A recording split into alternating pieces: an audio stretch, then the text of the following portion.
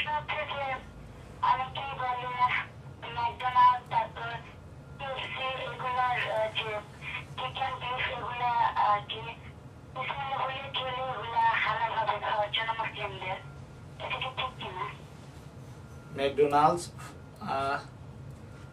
McDonald, KFC মানে এখানকার যে ফাস্টফুড গুলা আছে এগুলা যে বিফ, চিকেন এগুলো বিসমিল্লাহ বলে খেলে এটা হালাল হবে মুসলিমদের জন্য।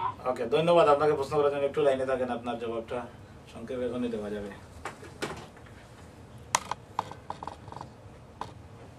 আসসালামু আলাইকুম। আসলে খাওয়ার সময় বিসমিল্লাহ বলা এক জিনিস, আর জবাই করার সময় বিসমিল্লাহ বলা আর এক জিনিস। খাওয়ার সময় যদি কেউ বিসমিল্লাহ নাও বলেন সুন্নতের খেলাফ হবে, কিন্তু এই খাবারটা হারাম হবে না। আর জবাই করার সময় যদি বিসমিল্লাহ বলা না হয়, অথবা যদি কোনো মুসলমান কিংবা আহলে কিতাব ইহুদি খ্রিস্টান কেউ জবাই না করেন, তাহলে খাওয়ার সময় হাজারবার বিসমিল্লাহ বললেও এটা হালাল হবে না। চিকেন হালাল হওয়ার জন্য খাওয়ার সময় বিসমিল্লাহ বলা কোনো শর্ত না। খাওয়ার সময় এটা যে কোনো হালাল খাওয়ার সময় বিসমিল্লাহ আপনি বলবেন, এটা আগে হালাল হতে হবে। আগে হালাল খাবার যেটা অলরেডি হালাল সেটা খাওয়ার জন্য বিসমিল্লাহ বলবেন।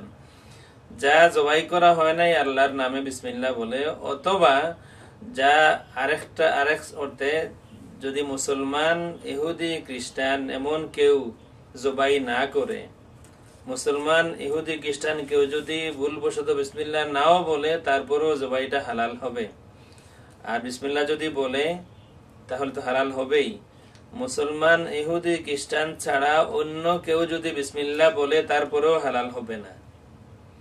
কোনো মানে ইহুদিও না, খ্রিস্টানও না, মুসলমানও না, নাস্তিক, হিন্দু, বৌদ্ধ, শিখ, যে কোনো মানুষ যদি হাজারবার বিসমিল্লাহ বলে জবাই করে তারপরেও হালাল হবে না। মুসলমান, ইহুদি, খ্রিস্টান কেউকে জবাই করতে হবে। যদি ভুলবশত বিসমিল্লাহ নাও বলে থাকে তারপরেও হালাল হবে। আর খাওয়ার সময় বিসমিল্লাহ বললে হারাম জিনিস হালাল হয় না। খাওয়ার সময় বিসমিল্লাহ আপনাকে এমনি বলতে হবে হালাল খাবার খাওয়ার সময়। এই সময় বিসমিল্লাহ, একটা ভুল বোঝাবুঝি আমাদের সমাজে আছে। এই সাধারণ মার্কেট থেকে চিকেন কিনে নিয়ে আসেন এবং বিসমিল্লাহ বলে খাইলেই হালাল সব, এই কথা ঠিক না। হালাল জিনিসকে বিসমিল্লাহ বলে খেতে হয়। হারাম বিসমিল্লাহ বললে, হারামের উপর বিসমিল্লাহ বললে এটা হালাল হয় না। এবং এই দেশে এখন কিন্তু আর এত সমস্যা নাই। এখন হালাল চিকেন, হালাল মিট পাওয়া যাচ্ছে। যতটুকু সম্ভব আপনি চেষ্টা করে হালাল খাবার সংগ্রহ করার চেষ্টা করুন। হালাল খাবার যদি না হয় তাহলে ইবাদত বন্দেগীও কবুল হবে না, আওলাদের জিন্দেগিও ধ্বংস হবে। সুতরাং চেষ্টা করুন যাতে হালাল খাবার সংগ্রহ করা যায়, এবং এটা এখন অ্যাভেলেবল, এটা এমন হার্ড কিছু না।